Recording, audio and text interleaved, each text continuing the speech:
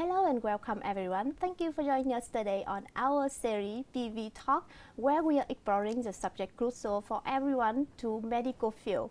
And now you are listening to the postcard number 3 with the topic work-life balance for physicians. And I'm Dr. Vũ Hoàng Oanh. I'm delighted to be host today. I'm honored to welcome today's guest, Dr. Kelly, an oncologist from America and highly respected oncologist and lecturer who has collaborated with Vinmec and Vin University Secret, the Việt Nam Cancer Club, and some project non-profit for the medical education in Vietnam. So thank you, Dr. Kelly, for being here today. Yeah, thanks for the invitation. I'm really excited to talk about this very important topic. I think work-life balance is very, very important and not something we talk enough about. So a little bit about me. As was mentioned, I'm a medical oncologist.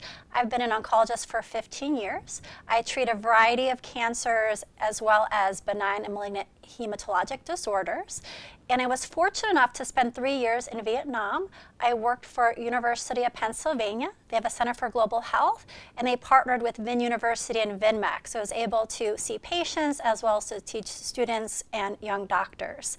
Unfortunately, I had to leave about a year ago, so I'm back in America, but I'm very happy to be here again to talk with you today. Yes, okay, thank you, Dr. Kelly. So we are so fortunate to have you today to share your insight on how to better manage work-life balance for physicians. So our program will be divided into two parts. First, we will impact the perspective of the work-life balance for physicians, and after that, in second part, we talk the solution. We will find a solution to improve this balance. So now the first question, Dr. Kelly. So to start, can you describe what work-life balance look like for physicians and in your experience, and how has your view changed over the years? Okay, great question. So work-life balance is actually a new issue. So it started back in 2012. There was a study that surveyed physicians and found out that about half of doctors were on the verge of burnout. And I think that paper got a lot of attention, and people realized we have to do something different. Because I think in the past, people just expected physicians to work long hours and to focus all of their energy on their job and ignore their hobbies and their family and their friends. But I think we've undergone a shift, which I think is much needed. So I think it means different things for different people, but when I think about work-life balance, I think it's trying to figure out a way to do your best at your job and get fulfillment as a physician, but then also have the time, the energy, the space to focus on your family, your friends, your hobbies, in order to be a well-rounded, happy, and healthy individual. So I definitely think it's a newer issue. And I remember as a student in medical school and resident, just work, work, work, study, study, study. I did not have work-life balance. I think it's hard when you're trying to learn everything you need to know to be a doctor, and when you're working 80 to 100 hours a week as an intern and resident to have work-life balance. And so I think it's something to work towards. I think as trainees it's difficult, but it is still important to try to carve out some time and energy to make sure you don't neglect those aspects of your life and your personality. So again, my thoughts on it have really evolved. In the beginning, I thought, okay, doctors just work hard, that's our job, we don't necessarily have time for our hobbies and family, but I realized that's not healthy, and that I have to make an effort to prioritize my family, my friends, my hobbies, so I can have energy to put towards my patients. Yes, so I could agree with you. For my story, at first I put hard. I want to achieve so much, but eventually I learned that my best work comes from the balancing rest with work.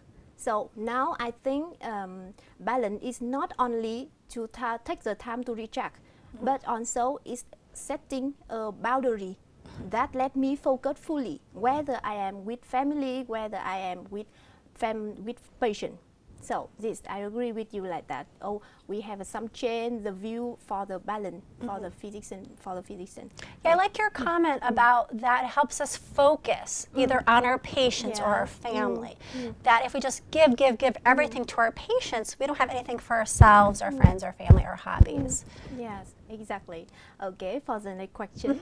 So, for the physician, we enter profession with passion for medicine. And what is the role of passion for medicine in finding balance? So, do you think it makes the journey harder or easier? I think it makes it easier because we're going to spend so many hours of our day for years and years doing this job.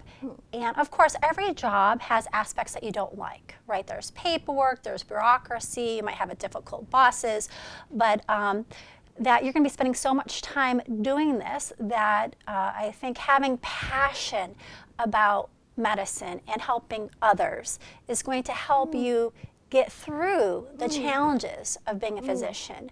So I think it's important to do whatever you can to keep that passion alive because over time it can dwindle.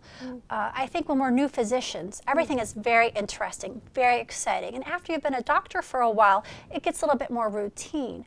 So I think it's important to constantly look for opportunities to challenge ourselves, to make sure that passion is alive, be it going to a conference, learning something new, or networking, meeting new people, or something that I've done as I progressed in my career is becoming a mentor and helping work with students and young doctors to coach them on picking a specialty or picking a job or dealing with a difficult patient.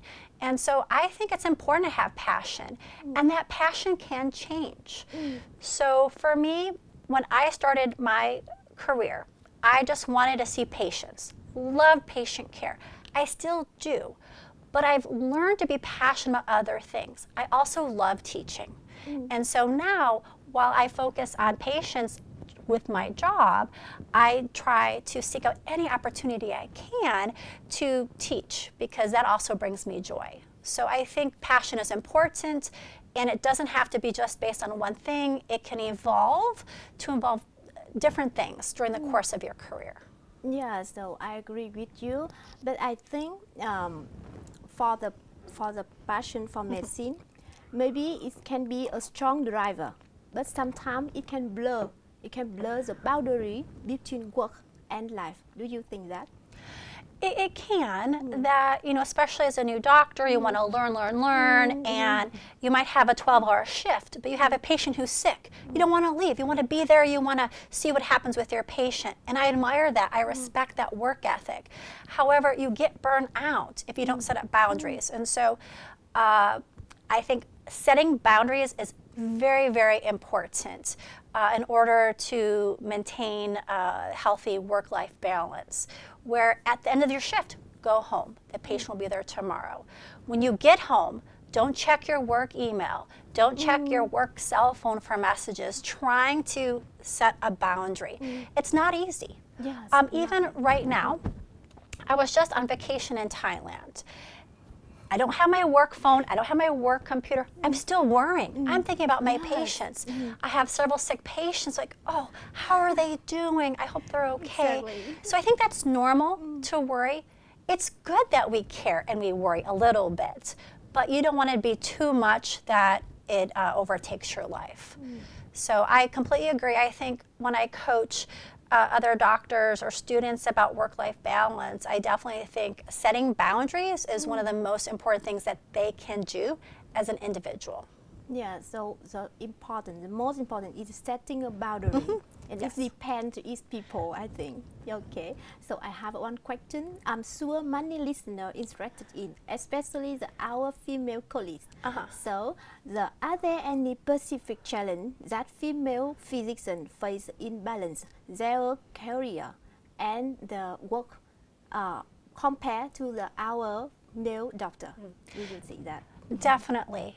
Things have changed. However, I still think in a lot of families, women are taking the burden of child rearing, cooking, cleaning, shopping, And that takes time. And it's hard to carve out time to take care of the house, spend time with your partner, take care of your kids when you have a very busy practice.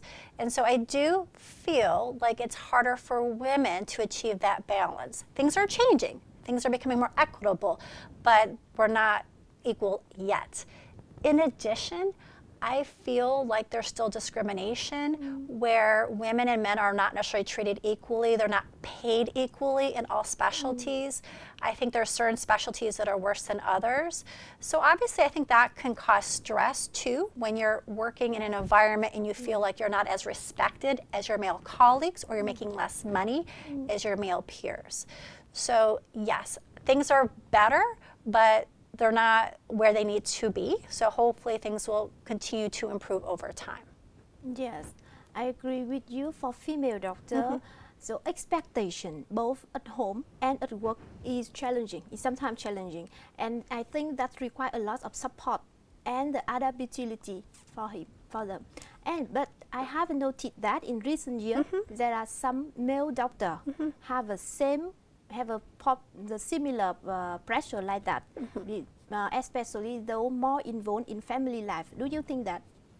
Well, I do think things are changing where men are expected to be more involved in child rearing and taking care of the household. And so obviously that's a lot of work. Yes. And so I do think that you're right, that men are also experiencing some of these pressures. You had alluded to support. That is so important. So my husband and I, we don't have any children, but still, you know, it's a lot of work maintaining a household. And I am not sure how I would have managed medical school, residency, fellowship alone without him. That he was 100% supportive, where he did most of the cooking, cleaning, other types of chores around the house, so I can focus on my training, focus on learning how to be a doctor, and I really appreciate that. So I feel fortunate that I had him to help me, but I do think having a supportive network of friends or family or partner is really helpful during this, with this career. Yes. Okay, so I want to move to another problem in the next question. So Dr. Kelly, you have worked with many physicians around the world and in the various countries. So have you noticed any different work-life approach in different country or healthcare system? Great question, and I have. There are a lot of differences between being a physician in America and Vietnam. I frankly think it's a lot harder in Vietnam for many different reasons. So one would be the expectation of a normal work schedule, right? In Vietnam, most people work 6 days a week. That is normal. In America, it's more common to work 5. And actually in medicine, there has been a shift that most physicians now only work 4 days a week because the hospitals have recognized it's a tough job. Physically, mentally, emotionally, we need time to recharge. And so that, you know, working 4 days a week allows more time for hobbies, friends, family, where here you're working 6 days a week. So it's hard to have access to time to do those sorts of things that you like to do outside of work. In addition, in America, there's a lot of support staff to help the physician, where we have social workers, we have nurse navigators, we have financial counselors. And so the hospital system tries to have the physicians focus on patient care, and then other things like helping with housing or food or transportation would be allocated to other people. In my experience working here, I feel like the doctors do all of that, right? There isn't a social work. There might not be a therapist where the doctor has the sole responsibility of doing all those things. In addition, in America, typically we have a call schedule. And so I'm on call every 7 weeks. And so when you're on call, the hospital, your patients will call you weekends and evenings if you have a problem. I don't give my cell phone out to patients. Where here, there really isn't that call system that I'm aware of, where most of the doctors I've worked with, they give their cell phones to their patients. So their cell phone may ring at 2 o'clock in the morning with a patient with a fever. Anytime, any day. That's tough. You can never turn off when your patients are calling you all of the time. So I think that is a difference. And then in addition, I feel like a lot of the hospital systems in America recognize work-life balance as an issue, so they've implemented different programs to help mitigate it. There might be wellness classes or webinars on meditation, for example. So I do think there are quite a few differences, and I do think being a physician here is harder because you're constantly your patients have constant access to you and your time. It's hard to set those boundaries when your patients have your cell phone number. I think it's almost impossible, unfortunately. Yes, absolutely. Yeah, Dr. Kelly. So I think the culture it play a huge role, very huge role, especially in Vietnam. In some country, the longer work hour seem normalized, and there is a strong emphasis on commitment to work. So the doctor, like the younger doctor, feel guilty when he take time for themselves. Yes, exactly like that. In Vietnam and in the other country, I think it's similar. Yeah. So with like that, we have some overview for the perspective of balance for physician. And now we can add something for the solution. I want to move the second part. Is the solution to better manage work-life balance for physicians. So the first question I want to ask you, so our younger physicians often struggle with balance. So what advice would you give from them to finding the balance without guilty? Yes. Sure. Very, very important question. And I actually took some notes because I didn't want to forget anything. So I have kind of 10 major tips I want to share with listeners. So the first one you've mentioned is set boundaries. And I know it's not easy. You're going to feel guilty. But if you are working long hours and you're stressed, then your mental health, your physical health is going to be affected. By making sure you prioritize your well-being, you're going to have less risk of burnout. You're going to be happier with your job. And patients are going to benefit. You're going to provide better patient care. So think about it that way, that taking care of yourself helps you take care of your patients. So 1, set boundaries. Don't check your work email when you're off shift. Don't answer your cell phone at 2 o'clock in the morning when you're sleeping if you're off. And then just again, try your best to set a boundary. It's not easy to do all the time, but try to make it a priority. 2 is to prioritize your responsibilities. You go to work, you have 20 patients to see, you're overwhelmed, there's so much to see and do. Prioritize what is most important. What must be done, and delegate. Do you as a doctor have to do everything? Could you have your student or your nurse or an assistant do certain things? So I think prioritizing and doing the most important, most impactful activities first is helpful. 3, good time management. It took me a long time to learn how to manage my time efficiently. I was horrible. As a medical student and an intern, I was so inefficient. It took me forever to do anything because I was always double checking. Is this right? I'm not sure. And I was working way too long. So it takes time, but it's important to work smarter, not necessarily longer or harder, right? Try to work smarter. There's a lot of tools to help with that. Using calendars, a to-do list, what have you, just trying to use your time as efficiently as possible. 4 would be really focusing on self-care. So making sure you get enough sleep, making sure you get enough exercise. So with my job, most of my colleagues go to work at 8:30. I'm sorry, at 8. I negotiated to start at 8:30, so I had time to go to the gym every morning. I have to work a little bit later, but this way I get my exercise in before my workday starts. So I made that a priority and scheduled it. Having hobbies and interests, right? Medicine is a very important and satisfying career, but as humans, we tend to be complicated and have lots of other interests. I'm not just a doctor. I'm a wife. I'm a friend. I'm a traveler. I'm a dog lover, right? You want to try to carve time in order to pursue those other aspects of your personality. It's important to foster a support network.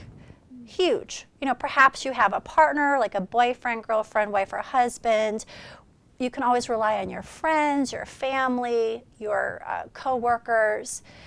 I remember as a resident, every week on Thursday we had happy hour. Not everyone could make it each time, but we made an effort to get together because training is so difficult. It was nice to have an outlet where we can talk to each other and complain and commiserate. So I think having community is super important, and it could be in person. It can also be online. Other things would be to choose the right specialty.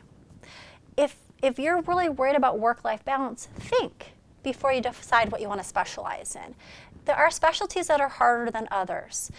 Things like dermatology, radiology, tend to have a more predictable schedule. If you're going to be a trauma surgeon or neurosurgeon, it's going to be harder. Very important jobs, but you have to recognize you're not going to have as much flexibility with your schedule if you choose one of those things. A few more tips I have would be communicate with your employer that for work-life balance, a lot is on us as an individual, but it's also the healthcare system. There are systems in place that can make things better for us. So where I work, every week we have an hour meeting with all the doctors, the nurses in our department. What's going well? What's not going well? What can we do better? Having that voice, because the hospital should be invested in making sure the physicians are happy. If you're not happy, you're not going to work as hard and you might leave, right? And so I think making your concerns known to leadership, so maybe they can make things better for you, is important. I think it's important to find mentorship, right? If you're struggling as a young doctor, maybe find one of your attendings or someone that you admire who seems to have a good work-life balance. Ask them, well, how did you do this? How are you able to have a family and have hobbies and be a successful doctor? Learn from them. And then one or two more things would be to seek professional development opportunities. This is probably more important further along in your career. Things might get a little bit stagnant. So look for ways to meet new people, to learn, go to conferences, join committees, what have you. And then lastly, I would say have a positive attitude and practice gratitude, where every job has things that are difficult. In America, a big struggle is dealing with insurance companies and getting them to pay for expensive drugs for our patients. It takes a lot of time and it's very stressful and can be infuriating. But kind of set that aside and focus on the good aspects of the job, the relationships you develop with your patients over time, helping people. So I think having a positive attitude and being grateful for the positive things in our life can help us deal with the negative parts of our job. So I know that's a long laundry list, but those are some tips I have for young doctors to help them navigate their new careers and figure out how to achieve that sense of balance. And again, it takes time. It is not easy as a brand new doctor to have balance. Right now you're focusing on learning as much as you can, establishing your reputation, building your practice. So I think it's okay in the beginning if you don't have much balance. but you're going to get burnout long term if you don't work towards it. Again, it may take a few years until you're in a place where you can do that, but I think that should be something we work towards. So thank you, Dr. Kelly. That's a great advice. So with me, I think the most important is focusing on our responsibility. Yes, because I think the feel guilty comes from the wanting to do everything perfectly. So we need to focus on our responsibility. Yeah, so I want to ask you another question. This is a challenge of switch up. Many of us, we feel like we are always on call. So the question is, yeah, good question. So I think, like we've mentioned before, setting boundaries is important. Trying not to check work email, answer your phone, just to have a boundary is important. And then I feel like exercise is really helpful as a way to deal with stress. There would be mindfulness exercises like meditation or deep breathing that can help. And then just trying to find other outlets like running, yoga, reading, going for a walk with friends, just doing something else to channel your energy and your time. So again, it's not easy. And I think as a new doctor, it's very hard. At least for me, I was always worrying. Worry. Oh my gosh, did I make a mistake? Did I do the right thing? And I think as we get more comfortable, as we get more confident, we worry less. And so I think it will naturally over time become easier and easier. But I think setting boundaries, like we've said multiple times, doing mindfulness exercises and having hobbies like running, yoga, what have you, to take our mind off of it can be helpful. Yes. Okay, so I want to move the healthcare system level. So, in your opinion, how can healthcare organizations support their physicians in achieving a better work-life balance? And I love to hear any effective program or policy in the other country could be applied more widely. Okay, sure. No, great question. So there's been a big shift in medical training where 20, 30 years ago that there was really no limits. Trainees would work 100 plus hours. And then when I was a resident, there was a shift to say, hey, this is not healthy for doctors. It's also not good for patients, right? Because doctors are going to make mistakes if they're sleep deprived and not able to think clearly.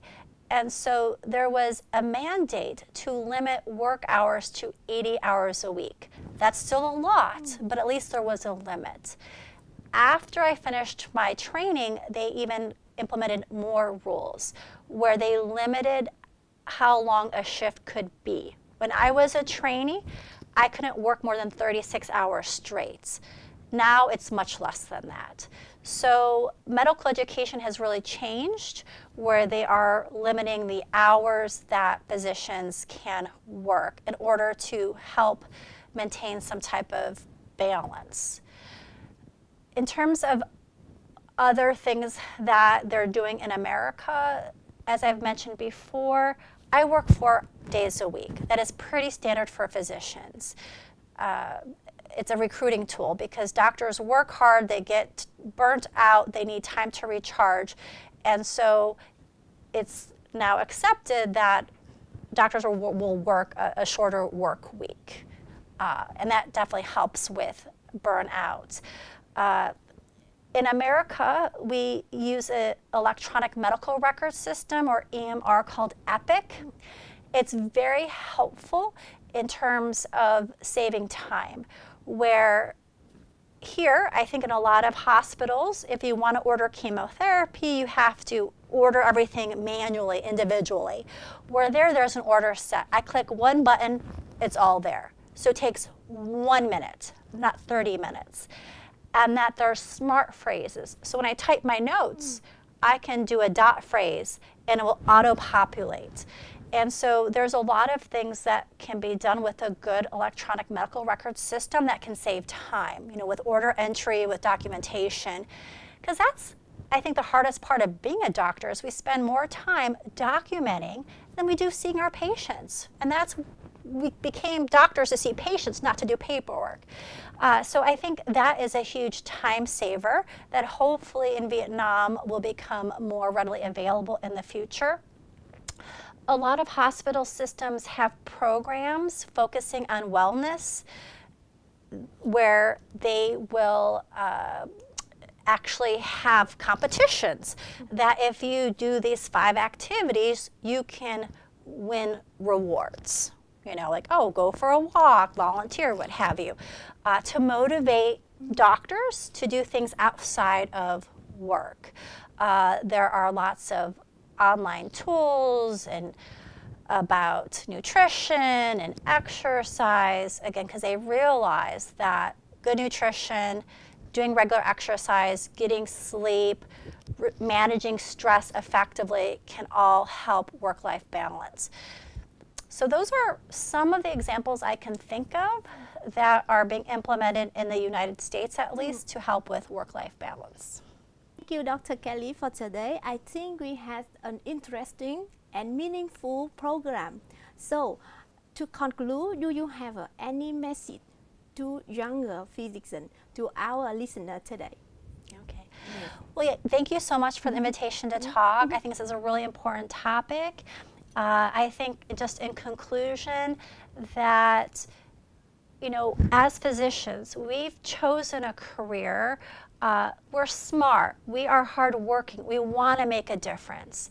And it is natural to try to invest 100% of our time and energy into our job. However, if we do that, it's going to hurt us and our patients eventually, right? We need to take care of ourselves in order to be able to take care of our patients. And so do not feel guilty. You're doing this because you want to have this career for 20, 30, 40 years, right? So it's a long haul. And while we are doctors, we're more than that. And we have to recognize we need to cultivate other aspects of our personality, other interests, because if we don't, they'll wither. Where we want to maintain our relationships with our family and friends. If we don't, they will die, right? So we have to not only prioritize our job, but prioritize the people we care about in our lives and the passions that we have outside of medicine. Again, I think this is a very important topic. It's not necessarily easy to achieve work-life balance, but I think it's important to always think about it and ask ourselves, what can we do better?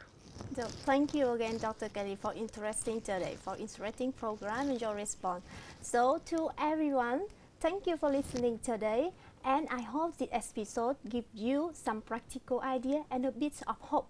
Balancing our passion for medicine and our life is not easy, but I think, and like Dr. Kelly has told us, it's possible. So thank you for listening, and until next time on Pivietalk, here you can find the balance. Thank you.